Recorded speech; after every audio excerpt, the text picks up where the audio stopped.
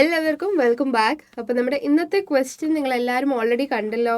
Question വായിച്ചു നോക്കി answer കണ്ടെത്താൻ നിങ്ങൾ ശ്രമിച്ചിട്ടുണ്ടെന്ന് എനിക്കറിയാം. നമുക്ക് എങ്ങനെയാണ് ഇതിൻ്റെ ഒരു പെർഫെക്റ്റ് വേ ഓഫ് ആൻസറിങ് എന്നുള്ളതാണ് നമ്മൾ ഇനി ഡിസ്കസ് ചെയ്യാൻ വേണ്ടി പോകുന്നത്.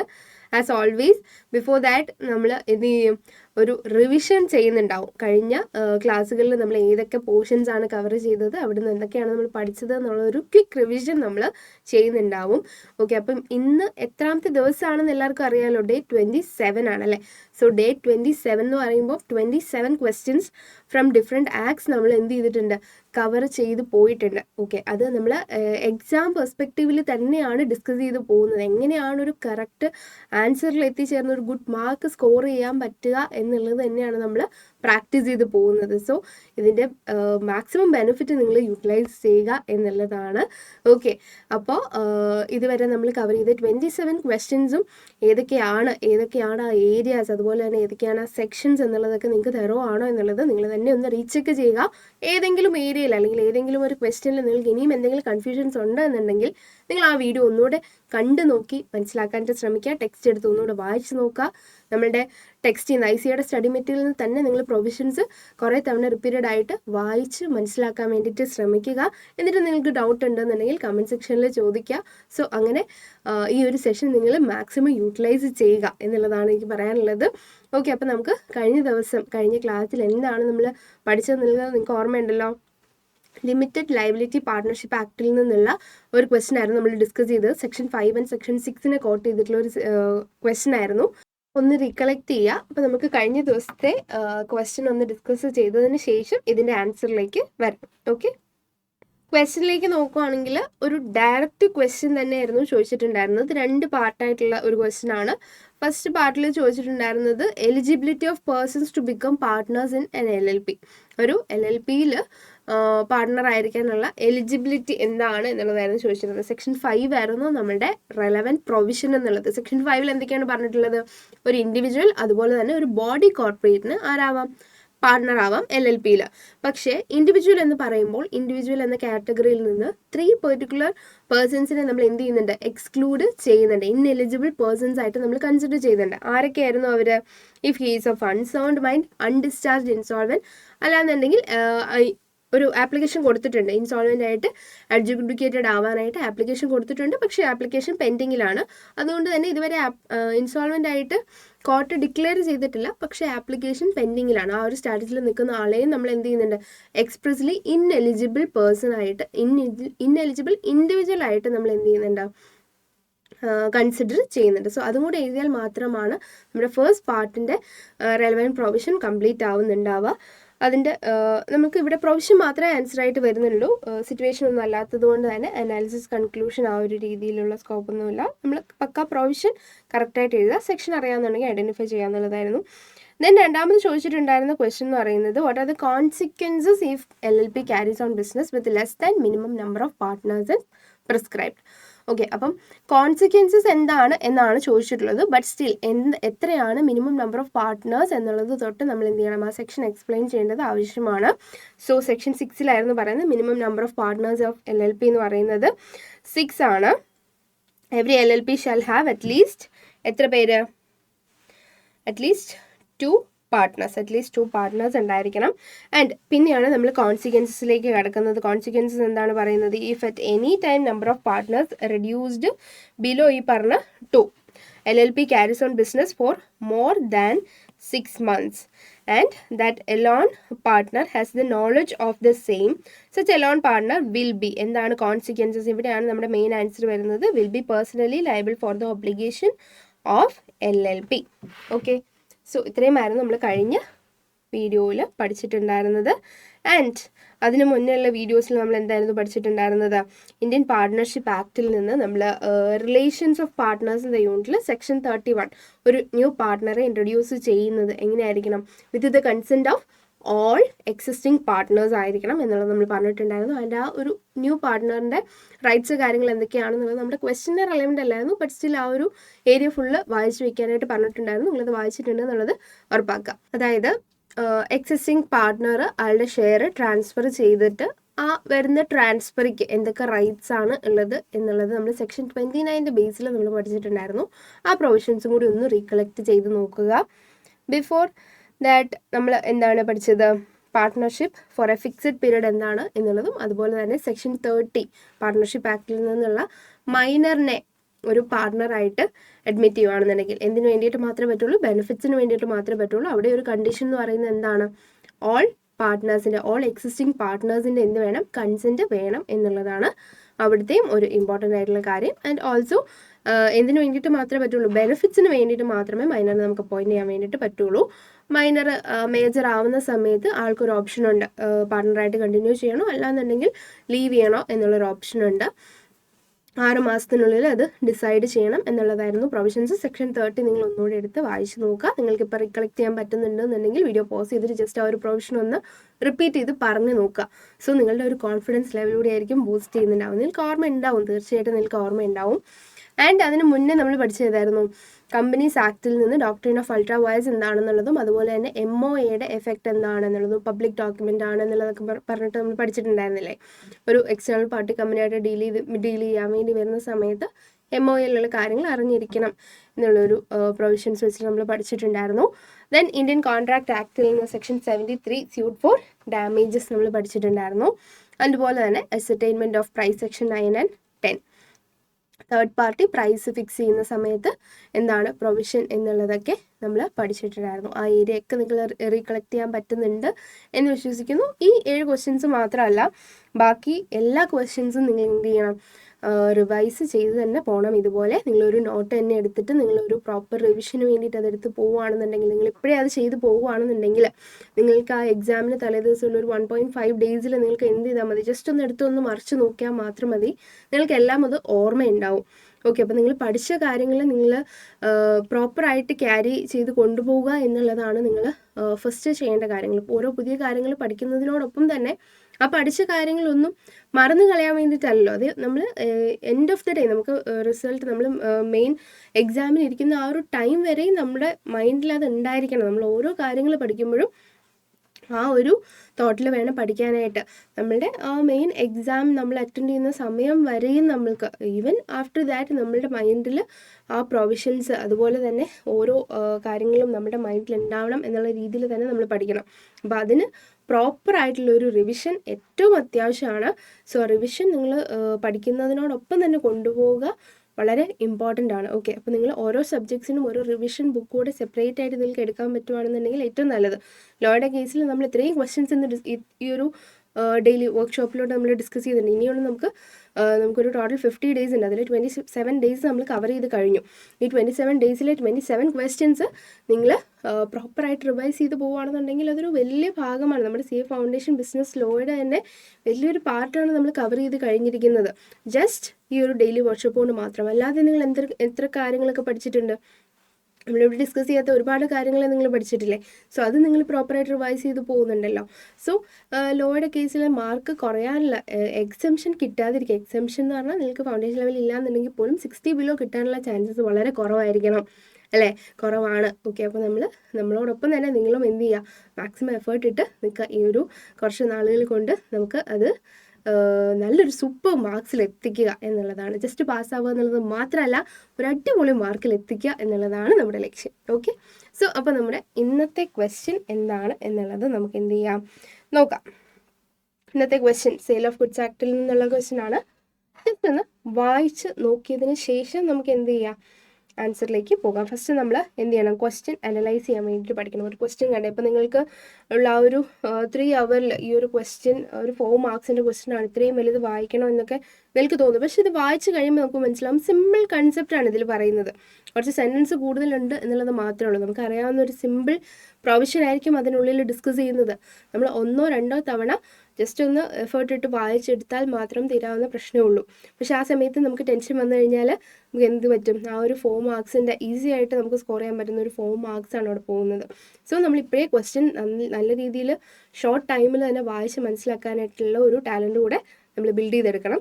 സോ അതാണ് നമ്മളിപ്പോൾ ചെയ്യാൻ വേണ്ടി പോകുന്നത്. ക്വസ്റ്റ്യൻ നമുക്ക് വായിക്കാം. നമുക്ക് റിവേഴ്സിൽ ക്വസ്റ്റ്യൻ ഒന്ന് വായിച്ചു നോക്കാം. അതായത് ഫസ്റ്റ് എന്താണ് ക്വസ്റ്റ്യൻ്റെ റിക്വയർമെൻ്റ് എന്ന് മനസ്സിലാക്കാം, എന്നിട്ട് നമുക്ക് സിറ്റുവേഷൻ ഒന്ന് വായിച്ചു നോക്കാം. അപ്പോൾ നമുക്ക് കുറച്ചും കൂടെ ഈസി ആയിട്ട് ക്വസ്റ്റ്യനിലേക്കല്ല ആൻസറിലേക്ക് എത്താനായിട്ട് പറ്റും. സോ ഈ ക്വസ്റ്റിൻ്റെ റിക്വയർമെൻറ്റ് എന്താണെന്ന് ചോദിച്ചാൽ, according to the provisions, last പാരഗ്രാഫാണ് വായിക്കുന്നത്. According to the provisions of sale of goods act 1930, give your opinion. നമ്മൾ ഒരു ഒപ്പീനിയൻ ആണ് പറയേണ്ടത്. എന്തിനെ ബേസ് ചെയ്തിട്ടുള്ളതാണെന്ന് ചോദിച്ചാൽ, whether P was justified in exercising right of lien as only 20,000 rupees was left to be paid. Okay, അപ്പോൾ ഇവിടുത്തെ provision ഏതാണ്? Right of lien. ഏതാണ് സെക്ഷൻ എന്നുള്ളത് മനസ്സിലായിട്ടുണ്ടാവും അല്ലേ? ഓൾറെഡി നിങ്ങൾ ക്വസ്റ്റ്യൻ കണ്ട സമയത്ത് സെക്ഷൻ ഐഡൻറ്റിഫൈ ചെയ്തിട്ടുണ്ടാവും. But still section 47 sale of goods act 1930 നമ്മളുടെ ലാസ്റ്റ് യൂണിറ്റ് അൺപെയ്ഡ് സെല്ലറിൻ്റെ ഒരു സിംഗിൾ യൂണിറ്റ് തന്നെയുണ്ട് അല്ലേ? യൂണിറ്റ് 4 സെക്ഷൻ 47 ആണ് റൈറ്റ് ഓഫ് ലീന് നമ്മൾ ഡിസ്കസ് ചെയ്യുന്ന പ്രൊവിഷൻ എന്നുള്ളത്. സോ സെക്ഷൻ ഐഡൻറ്റിഫൈ ചെയ്തല്ലോ. ഇനി നമുക്ക് സിറ്റുവേഷൻ എന്താണെന്ന് വായിച്ചു നോക്കാം. സെക്ഷനെ പറ്റി നമുക്കറിയാമല്ലോ, എന്താണ് സെക്ഷനിൽ പറഞ്ഞിട്ടുള്ളത് നിങ്ങൾക്ക് എല്ലാവർക്കും അറിയാമല്ലോ.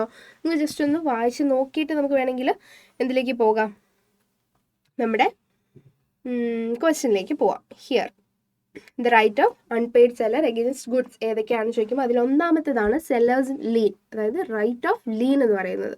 ലീൻ എന്ന് പറഞ്ഞാൽ simply okay, it is the right to retain the possession of goods and refusal to deliver them to the buyer until the price due in respect them is paid or tendered.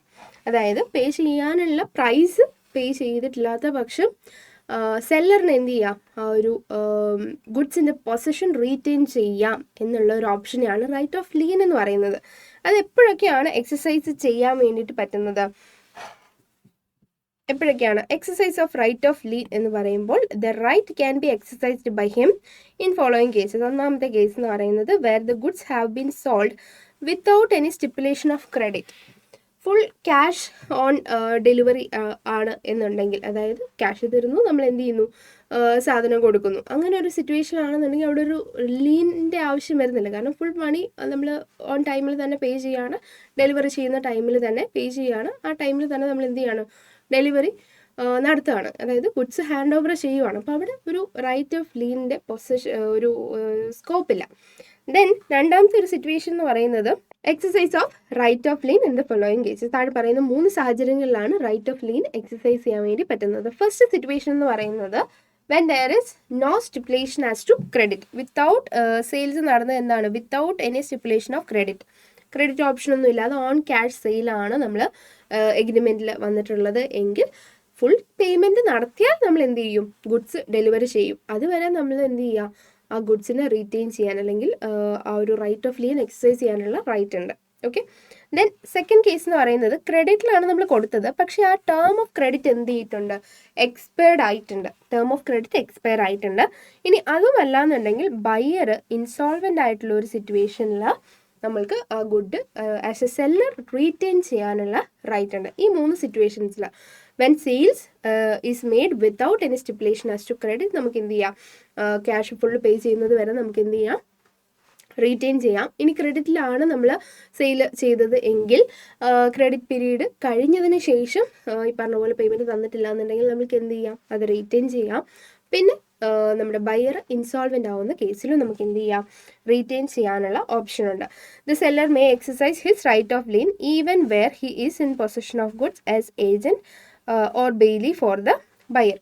Okay, ഇത്രയുമാണ് നമ്മുടെ section 47 പറയുന്ന provision. Okay, ഇനി നമുക്ക് question, നിങ്ങൾക്ക് നമ്മുടെ ക്വസ്റ്റ്യൻ്റെ requirement വായിച്ചപ്പോൾ തന്നെ നമുക്ക് ഏതാണ് സെക്ഷൻ എന്ന് ഐഡൻറ്റിഫൈ ചെയ്യാൻ പറ്റിയിട്ടുണ്ട്. ഇനി നമ്മുടെ സിറ്റുവേഷനിലേക്ക് ഈ ഒരു പ്രൊവിഷനെ നമ്മൾ അപ്ലൈ ചെയ്യുക എന്നുള്ളതേ വേണ്ടുള്ളൂ. അപ്പോൾ അതിന് നമ്മൾ സിറ്റുവേഷൻ ഫസ്റ്റ് ഒന്ന് വായിച്ചു വയ്ക്കാം. സോ സിറ്റുവേഷൻ നോക്കാം. P sold certain antique items to Q.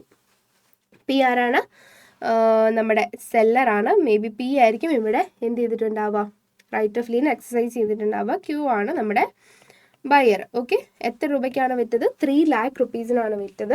എന്നാണ് 30th December 2024 അവിടെ ഒരു സർട്ടൻ ആൻറ്റിക് ഐറ്റംസ് എന്ത് ചെയ്യുകയാണ്, വിൽക്കുകയാണ്. ആസ് പെർ ദ എഗ്രിമെൻറ്റ് അവിടെ എന്താണ് പറഞ്ഞിട്ടുള്ളത്, 75% of amount was to be paid within a week and balance was to be paid till 31st December 2024. അപ്പോൾ ഇവിടെ എന്തുണ്ട്, ഒരു ക്രെഡിറ്റിൻ്റെ ടേംസ് ഉണ്ട് അല്ലേ.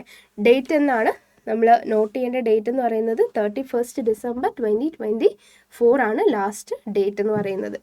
Q appointed his agent R to take delivery of goods after the payment of first installment. First instalment നമ്മൾ, അതായത് 75% എന്നുള്ളതായിരിക്കും അവർ ഉദ്ദേശിക്കുന്നത്.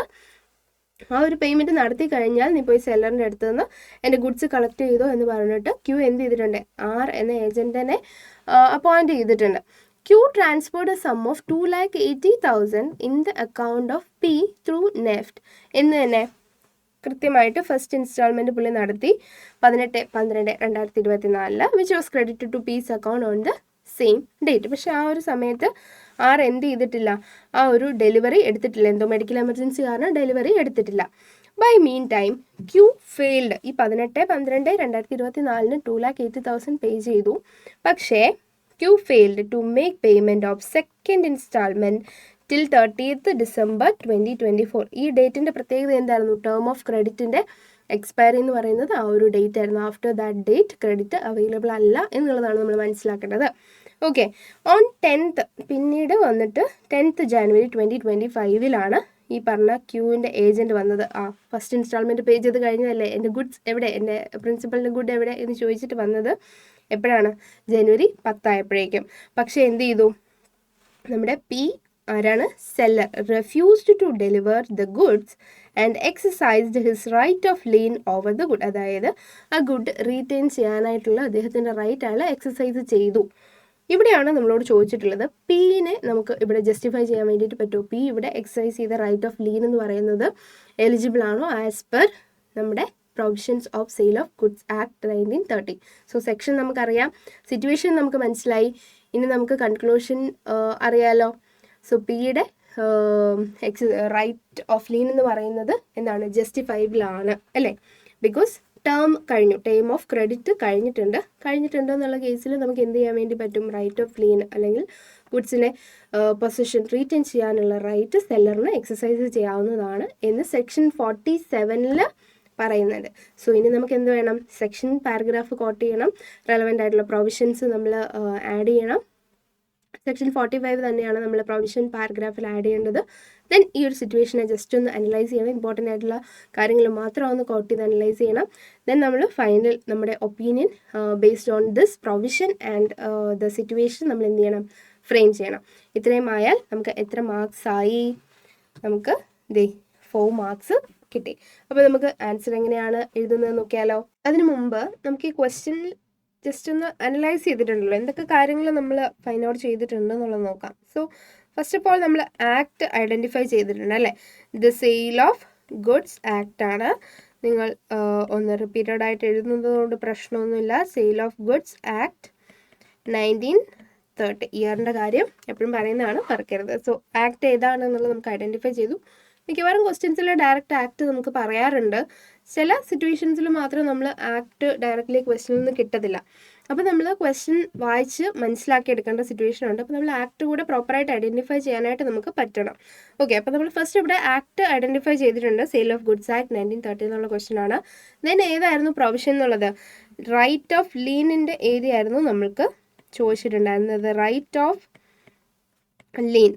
ഓഫ് ലീൻ അതായത് സെല്ലേഴ്സ് ലീൻ. ഓക്കെ, അതാണ് എന്നുള്ളത് നമുക്ക് ക്വസ്റ്റ്യനിൽ നിന്ന് മനസ്സിലായി. ആൻഡ് ഇതിൻ്റെ സെക്ഷൻ ഏതാണ് എന്നുള്ളത് നമ്മൾ ഐഡൻറ്റിഫൈ ചെയ്തില്ലേ, ഏതായിരുന്നു സെക്ഷൻ 47 എന്നുള്ളതായിരുന്നു. നമുക്ക് ചില ചാപ്റ്റേഴ്സിന് സബ് യൂണിറ്റ്സും കൂടി ഉണ്ട്, അത് ഏത് യൂണിറ്റിൽ നിന്നുള്ളതാണ് എന്ന് മനസ്സിലാക്കുമ്പോൾ നമുക്ക് കുറച്ചുകൂടി ക്ലിയർ ആയിട്ട് അതിൻ്റെ ഏരിയാസ് എല്ലാം നമുക്ക് ഐഡൻറ്റിഫൈ ചെയ്യാൻ വേണ്ടി പറ്റും. ഇത് ഏത് ചാപ്റ്റർ ഏത് യൂണിറ്റിൽ നിന്നുള്ളതായിരുന്നു, അൺപെയ്ഡ് സെല്ലറിൻ്റെ യൂണിറ്റിൽ നിന്നുള്ള ഒരു ക്വസ്റ്റ്യൻ ആയിരുന്നു, യൂണിറ്റ് 4. സോ നമ്മൾ ആക്ട് ഐഡൻറ്റിഫൈ ചെയ്തു, യൂണിറ്റ്, അതുപോലെ തന്നെ ആ യൂണിറ്റിൽ തന്നെ ഏത് സെക്ഷനാണ് എന്നുള്ളതും ഏത് പ്രൊവിഷനാണ് വരുന്നത് എന്നുള്ളത് നമ്മൾ ഈ ക്വസ്റ്റ്യനിൽ നിന്ന് ഐഡൻറ്റിഫൈ ചെയ്തിട്ടുണ്ട്. ഇനി നമുക്ക് ആൻസറിങ്ങിലേക്ക് പോകാം. ആസ് ഓൾവേസ് നമ്മൾ എങ്ങനെയാണ് ആൻസർ പ്രസൻറ്റ് ചെയ്യേണ്ടത്, നമ്മുടെ ആൻസർ ഷീറ്റിൻ്റെ നടുക്ക് മുകളിലായിട്ട് നമ്മുടെ മെയിൻ ക്വസ്റ്റ്യൻ നമ്പർ നമ്മൾ കോട്ട് ചെയ്യുക, ക്വസ്റ്റ്യൻ നമ്പർ 7. ഇന്ന് നമ്മുടെ 7th ഡേ ആയതുകൊണ്ട് ക്വസ്റ്റ്യൻ നമ്പർ 7 എന്നുള്ളത് കോട്ട് ചെയ്തു. 7A A B 2-3 പാർട്സ് ആയിട്ടാണ് ക്വസ്റ്റ്യൻ എന്നുണ്ടെങ്കിൽ നമ്മൾ മാർജിനിൽ 7A എന്ന് നോട്ട് ചെയ്യുക. നമ്മൾ വൃത്തിയായിട്ട് അവർക്ക് വായിക്കാൻ പറ്റുന്ന രീതിയിൽ തന്നെ നമ്മൾ എന്ത് ചെയ്യുക, നോട്ട് ചെയ്ത് വെക്കുക. സോ നമുക്കിനി ഫസ്റ്റ് വേണ്ട എന്താണ്, പ്രൊവിഷൻ പാരഗ്രാഫാണ് നമുക്ക് ഫസ്റ്റ് ഫ്രെയിം ചെയ്യാനുള്ളത്. സോ പ്രൊവിഷൻ പാരഗ്രാഫിൽ നമുക്ക് എന്തൊക്കെ കാര്യങ്ങൾ നോട്ട് ചെയ്യണം, പ്രൊവിഷൻ പാരഗ്രാഫ്. നമുക്ക് വേണമെങ്കിൽ ഫസ്റ്റ് ഒരു ഹെഡിങ് ഒക്കെ കൊടുത്ത് തുടങ്ങാം. സോ ഇവിടുത്തെ ഏരിയ എന്താണ്? Right of lien, seller's right of lien എന്ന് നമുക്ക് എഴുതാം. Okay, seller's right of lien, section 47. Section അത്രയ്ക്ക് കോൺഫിഡൻസ് ആണെന്നുണ്ടെങ്കിൽ നമ്മളൊരു ഹെഡിങ് ആയിട്ടൊക്കെ തന്നെ കൊടുക്കുകയാണെങ്കിൽ it will be good. Okay, നമ്മളുടെ ആൻസറിൻ്റെ ആ ഒരു ക്വാളിറ്റി ആണ് ഇമ്പ്രൂവ് ആവുന്നത്. ഓക്കെ, സോ നമ്മൾ ഇനി എന്താണ് എഴുതേണ്ടത്? ആ സെക്ഷനിൽ എന്തൊക്കെയാണ് പറഞ്ഞിട്ടുള്ളത് എന്നാണ് നമ്മൾ ഇതിനകത്ത്. ഓക്കെ, അപ്പോൾ നമുക്കിനി പ്രൊവിഷനിൽ എന്താണ് പറയുന്നതെന്ന് എഴുതാം. Okay, the right of lien can be exercised by ആരാണ്? By an unpaid seller. ഒരു അൺപെയ്ഡ് സെല്ലറിനാണ് ഈ ഒരു റൈറ്റ് അവൈലബിൾ ആയിട്ടുള്ളത്. Okay, unpaid seller as long as he is in possession. അദ്ദേഹത്തിൻ്റെ കയ്യിൽ ആ ഗുഡ്സ് ഉള്ളിടത്തോളം മാത്രമേ എന്ത് ചെയ്യാൻ വേണ്ടി പറ്റുള്ളൂ? റൈറ്റ് ഓഫ് ലീൻ എക്സസൈസ് ചെയ്യാൻ വേണ്ടി പറ്റുള്ളൂ. സെക്ഷൻ 47 പറയുന്നുണ്ട് as long as he is in possession of such goods. എപ്പോൾ വരെ അത് മെയിൻറ്റെയിൻ ചെയ്യാൻ പറ്റും? അണ്ടിൽ ദ പേയ്മെന്റ്, അല്ലാന്നുണ്ടെങ്കിൽ പേയ്മെന്റ് അല്ലാന്നുണ്ടെങ്കിൽ ടെൻഡർ എങ്കിലും കിട്ടണം. പേയ്മെന്റ് ഓർ ടെൻഡർ എന്തിനു വേണ്ടിയിട്ട്? Tender of price of such goods is received. Okay, okay, and it is the right to, ഇത് എന്തിനുള്ള right? Right to lien. Lien എന്ന് നമ്മൾ പറഞ്ഞു. റൈറ്റ് ഓഫ് ലീൻ എന്താണ് നമ്മൾ എക്സ്പ്ലെയിൻ ചെയ്യണം. അതും സെക്ഷൻ ഇൻക്ലൂഡഡ് ആണ്. ദ റൈറ്റ് ഓഫ് ലീൻ എന്ന് പറയുന്നത് is the right to retain the possession. Retain the possession and എന്താണ് ഈ ആൻഡ് എന്നുള്ളതൊക്കെ ആൻഡ് ആയിട്ട് തന്നെ എഴുതാൻ ശ്രമിക്കാം. And refuse to deliver till the payment or tender of price. Okay, ഇതാണ് മെയിനായിട്ട് പ്രൊവിഷനിൽ പറയുന്ന കാര്യങ്ങൾ. ആൻഡ് എപ്പോഴൊക്കെയാണ് എക്സസൈസ് ചെയ്യാൻ വേണ്ടി പറ്റുന്നത്? The right of lien can be exercised. The right of lien can be exercised in following situations. ഏതൊക്കെയായിരുന്നു situations ഓർമ്മയുണ്ടോ? So first one എന്ന് പറയുന്നത് where the goods have been sold without stipulation of credit, without any stipulation as to credit, stipulation as to credit. Or another situation എന്താണ്? where the goods have been sold on credit, sold on credit, പക്ഷേ the term of credit എന്തായിട്ടുണ്ട്? Expire ആയിട്ടുണ്ട്. the term of credit is expired.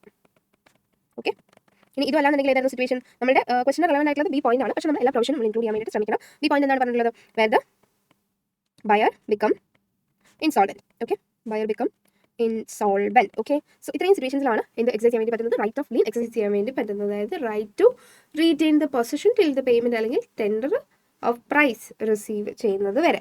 So ഇത്രയുമാണ് നമ്മുടെ provision പാർട്ടിൽ relevant ആയിട്ട് ഉണ്ടാവേണ്ട points എന്ന് പറയുന്നത്. ആൻഡ് നിങ്ങൾ ഇനി എന്താ ചെയ്യേണ്ടത്? ഇമ്പോർട്ടൻ്റ് ആയിട്ടുള്ള പോയിന്റ്സ് നിങ്ങൾ എന്ത് ചെയ്ത് കൊടുക്കണം? ഹൈലൈറ്റ് ചെയ്ത് കൊടുക്കണം.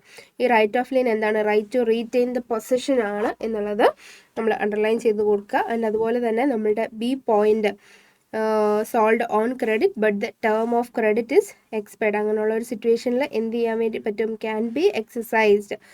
Right of lien can be exercised. താഴെ പറഞ്ഞ 3 സിറ്റുവേഷനിൽ നമ്മുടെ ക്വസ്റ്റ്യന് റെലവൻ്റ് ആയിട്ടുള്ള ഒരു പ്രൊവിഷൻ ആയതുകൊണ്ട് ബി പോയിന്റ് നമ്മൾ ജസ്റ്റ് ഒന്ന് അണ്ടർലൈൻ ചെയ്ത് കൊടുത്തിട്ടുണ്ട്. ഇനി നമുക്ക് ഈ ഒരു ക്വസ്റ്റ്യൻ എന്ത് ചെയ്യണം? ക്വസ്റ്റ്യനെ നമുക്കൊന്ന് അനലൈസ് ചെയ്യണം. സോ അനാലിസിസ് പാരഗ്രാഫാണ് ഇനി നമ്മൾ ഇൻക്ലൂഡ് ചെയ്യേണ്ടത്. അനാലിസിസ് പാരഗ്രാഫിൽ നമ്മൾ ക്വസ്റ്റ്യൻ പോയിന്റ് ഓഫ് വ്യൂവിൽ നിന്ന് എല്ലാ കാര്യങ്ങളും ഒന്നും എഴുതേണ്ട, ജസ്റ്റ് റെലവൻ്റ് ആയിട്ടുള്ള കാര്യങ്ങൾ മാത്രം. എന്താണ്? 13th ഡിസംബറിന് അവർ എന്ത് ചെയ്തു? P sold certain antique items to Q. അതുപോലെ തന്നെ അവിടെ ഒരു as per the terms of agreement credit terms ഉണ്ടായിരുന്നു. ക്രെഡിറ്റ് ടേംസ് എന്ന് പറയുന്നത് എങ്ങനെയായിരുന്നു? 75% ഫസ്റ്റ് ഇൻസ്റ്റാൾമെൻ്റ് ആയിട്ട് വിതിൻ എ വീക്ക് നമ്മൾ എന്ത് ചെയ്യും? പേ ചെയ്യും. അത് കറക്റ്റായിട്ട് പേ ചെയ്തിട്ടുണ്ട്. ആൻഡ് ബാലൻസ് 20% എപ്പോഴാണ്? 31st December 2024 എന്ന എക്സ്പയറി ഡേറ്റ് വെച്ചിട്ടാണ് അവർ എന്ത് ചെയ്തിട്ടുള്ളത്? ക്രെഡിറ്റ് ടേം ഫിക്സ് ചെയ്തിട്ടുള്ളത് ആസ് പെർ ദ എഗ്രിമെൻറ്റ്. അത് നമ്മൾ എക്സ്പ്ലെയിൻ ചെയ്യുക, പോയിന്റ് ഔട്ട് ചെയ്യുക. ദെൻ എന്താണ്? Q failed to make the payment of second installment till 31st December 2024. അതാണ് നമ്മുടെ ഹൈലൈറ്റഡ് പോയിന്റ് എന്ന് പറയുന്നത്. ആൻഡ് അതിനുശേഷം എന്ത് ചെയ്തു? പി റെഫ്യൂസ് ചെയ്തു. ഡെലിവറി നടത്താൻ വേണ്ടിയിട്ട് പി റെഫ്യൂസ് ചെയ്തു.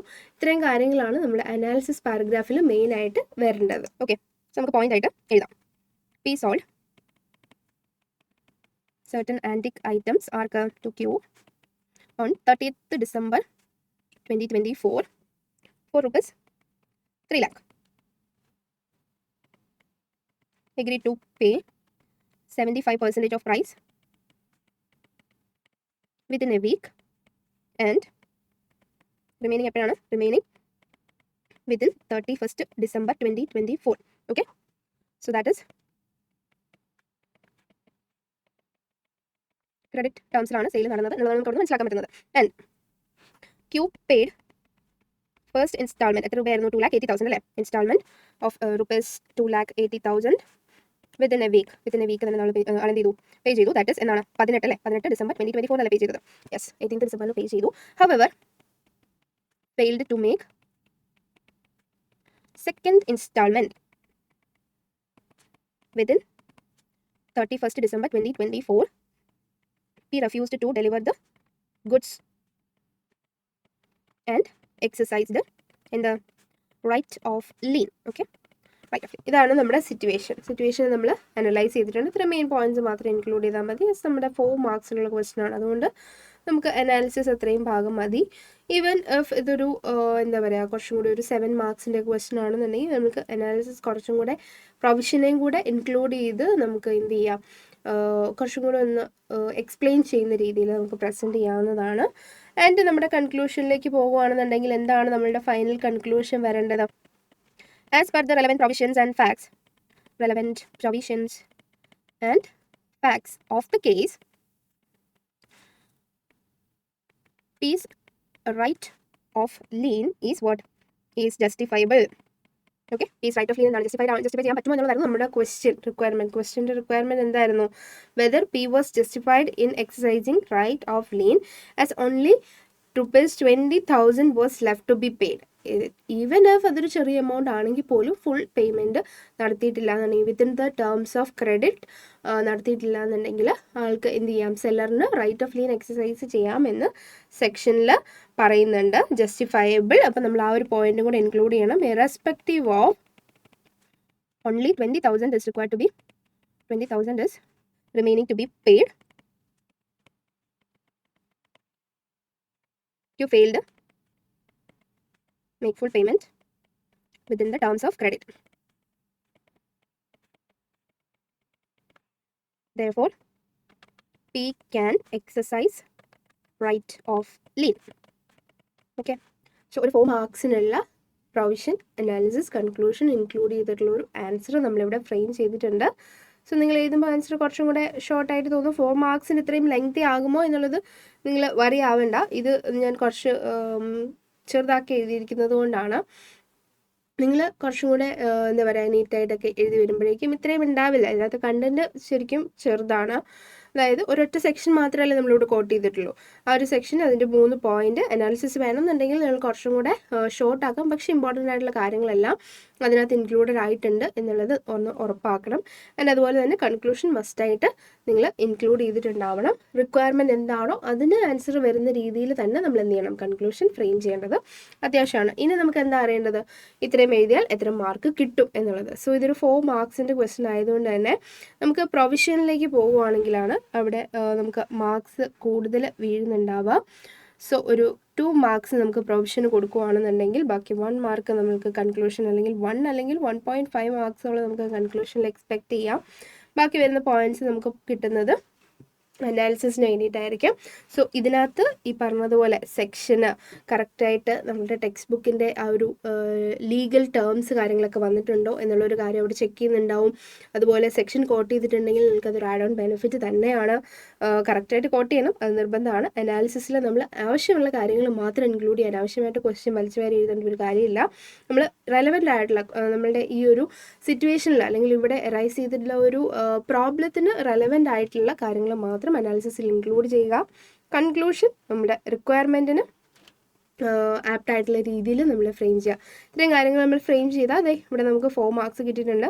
ഈവൻ ഇഫ് ഇതൊരു 7 മാർക്സിൻ്റെ ക്വസ്റ്റൻ ആണെന്നുണ്ടെങ്കിൽ കൺക്ലൂഷനിൽ ഈ പറഞ്ഞ പോലെ കുറച്ചും കൂടെ മാർക്സ് നമുക്ക് അലോക്കേറ്റ് ആവുന്നുണ്ടാവും. അതുപോലെ തന്നെ നമ്മളുടെ സെല്ലേഴ്സ് റൈറ്റ് ഓഫ് ലീനിൽ നമുക്ക് കുറച്ചും കൂടെ കാര്യങ്ങൾ ഇൻക്ലൂഡ് ചെയ്ത് ആൻസർ ചെയ്യുക. നമ്മൾ കറക്റ്റ് നമ്മുടെ ടെക്സ്റ്റിൽ നിങ്ങൾ ശരിക്കും വായിച്ചു നോക്കുമ്പോൾ മനസ്സിലാവും. അതിനകത്തെ പോലെ തന്നെ ഫ്രെയിം ചെയ്ത് എഴുതുകയാണെന്നുണ്ടെങ്കിൽ കുറച്ചും കൂടി ബെറ്റർ ആയിരിക്കും ഒരു 7 മാർക്സിനൊക്കെ ക്വസ്റ്റ്യൻ വരുമ്പോഴേക്കും. ഓക്കെ, ഇപ്പോൾ ഇതിനകത്ത് ആവശ്യമായിട്ടുള്ള റെലവൻറ്റ് പോയിന്റ്സ് എല്ലാം തന്നെ ഇൻക്ലൂഡഡ് ആണ്. എന്നാൽ പോലും കുറച്ച് 7 മാർക്സിൻ്റെ ക്വസ്റ്റ്യൻ ആകുമ്പോഴേക്കും നിങ്ങൾ കുറച്ചും കൂടെ എന്ത് ചെയ്യുക, കുറച്ചും കൂടെ ആത്മാർത്ഥതയോടെ ആൻസർ എഴുതാൻ വേണ്ടിയിട്ട് ശ്രമിക്കുക. ഓക്കെ, അപ്പോൾ നമ്മൾ ക്വസ്റ്റ്യൻ അനലൈസ് ചെയ്ത് ഏത് ആക്ട് എന്നുള്ളതാണെന്ന് കണ്ടുപിടിച്ചു. അതുപോലെ തന്നെ സെക്ഷനും നമ്മളുടെ യൂണിറ്റും കാര്യങ്ങളൊക്കെ ഐഡൻറ്റിഫൈ ചെയ്തതിന് ശേഷം നമ്മൾ ആൻസറും ഫ്രെയിം ചെയ്തു. ഓക്കെ, ക്വസ്റ്റ്യൻ നിങ്ങൾ എഗെയിൻ ഒന്നുകൂടെ വായിച്ച് നോക്കുക. നിങ്ങളുടേതായിട്ടുള്ള രീതിയിൽ നിങ്ങൾ ഒന്നും കൂടെ ആൻസർ ചെയ്ത് നോക്കുക. നിങ്ങൾ ഓൾറെഡി ക്വസ്റ്റ്യൻ കണ്ട സമയത്ത് ഒന്ന് ആൻസർ ചെയ്ത് നോക്കിയിട്ടുണ്ടാവും. ആഫ്റ്റർ ദിസ് ഡിസ്കഷൻ നിങ്ങൾ ആ ഒരു ആൻസർ നോക്കാതെ ഒന്നും കൂടെ പുതിയതായിട്ട് നിങ്ങൾ ആൻസർ ഒന്ന് ഫ്രെയിം ചെയ്യാനായിട്ട് ട്രൈ ചെയ്ത് നോക്കുക. ആൻഡ് നിങ്ങൾ ആദ്യം ഫ്രെയിം ചെയ്ത ആൻസറും ഇപ്പോൾ ഫ്രെയിം ചെയ്ത ആൻസറും തമ്മിലുള്ള ഒരു ഡിഫറൻസ് നിങ്ങൾ മനസ്സിലാക്കുക. അങ്ങനെ നിങ്ങൾ പിന്നീട് ഒരിക്കൽ ഈ ഒരു ആൻസർ ഫ്രെയിം ചെയ്ത് നോക്കുമ്പോൾ വേറൊരു രീതിയിലായിരിക്കും, ഒന്നുകൂടി ബെറ്റർ ആവും നിങ്ങളുടെ ആൻസർ. അപ്പം ഒരു ക്വസ്റ്റ്യൻ തന്നെ റിപ്പീറ്റഡ് ആയിട്ട് നിങ്ങൾ ആൻസർ ഫ്രെയിം ചെയ്ത് നോക്കുന്നതിൽ മടിയൊന്നും വിചാരിക്കേണ്ട. നമ്മൾ ഒരു ക്വസ്റ്റ്യൻ തന്നെ എത്ര റിപ്പീറ്റഡ് ആയിട്ട് ചെയ്യുന്നുണ്ട് അത് അത്രയും കൂടെ ബെറ്റർ ആവാനുള്ള ചാൻസ് മാത്രമേ ഉള്ളൂ. ഓക്കെ, ഇപ്പം എന്ന് കരുതി ഒരു ക്വസ്റ്റ്യൻ തന്നെ നിങ്ങൾ പ്രാക്ടീസ് ചെയ്തുകൊണ്ടിരിക്കണം എന്നുള്ളതല്ല. ഈവൻ ഇഫ് ഈ ഒരു ക്വസ്റ്റ്യൻ തന്നെ നിങ്ങൾ റിപ്പീറ്റഡ് ആയിട്ട് ഒന്നുകൂടി കാണുകയാണെന്നുണ്ടെങ്കിൽ അപ്പോഴും നിങ്ങൾ ഓൾറെഡി ഞാനിത് കവർ ചെയ്തതാണല്ലോ എന്ന് കരുതി അത് നോക്കാതെ പോകാതെ ആ ക്വസ്റ്റ്യൻ ഒന്നുകൂടെ ആ ഒരു ടൈമിൽ വായിച്ച് നോക്കി ഒന്നുകൂടെ നിങ്ങൾ പുതിയതായിട്ട് ആൻസർ എഴുതുന്ന പോലെ ഒന്ന് ഫ്രെയിം ചെയ്ത് നോക്കുകയാണെങ്കിൽ ഇപ്പോൾ പഠിച്ച കാര്യങ്ങൾക്ക് നിങ്ങൾക്ക് അവിടെ ഒരു റിവിഷനായി. അതുപോലെ തന്നെ നിങ്ങളുടെ ആൻസർ കുറച്ചും കൂടെ ബെറ്റർ ആവും. നിങ്ങളെ തന്നെ കുറേ കൂടെ അനലൈസ് ചെയ്യുകയാണ്. ഓക്കെ, അപ്പോൾ നമുക്ക് ഡേ ബൈ ഡേ നമുക്ക് ഇതുപോലെ ഓരോ ക്വസ്റ്റ്യനും ഡിസ്കസ് ചെയ്ത് നമ്മളുടെ ആൻസർ പ്രസൻറ്റേഷനും അതുപോലെ തന്നെ നമ്മളുടെ ആ ഒരു കൺസെപ്ച്വൽ ക്ലാരിറ്റിയും ഒക്കെ ബെറ്റർ ആക്കിക്കൊണ്ട് വരാം. നമുക്ക് നല്ല മാർക്സ് തന്നെ സ്കോർ ചെയ്യാം. അപ്പോൾ എല്ലാവർക്കും ഓൾ ദി ബെസ്റ്റ്. അടുത്തൊരു ക്വസ്റ്റ്യനുമായിട്ട് പിന്നെ കാണാം.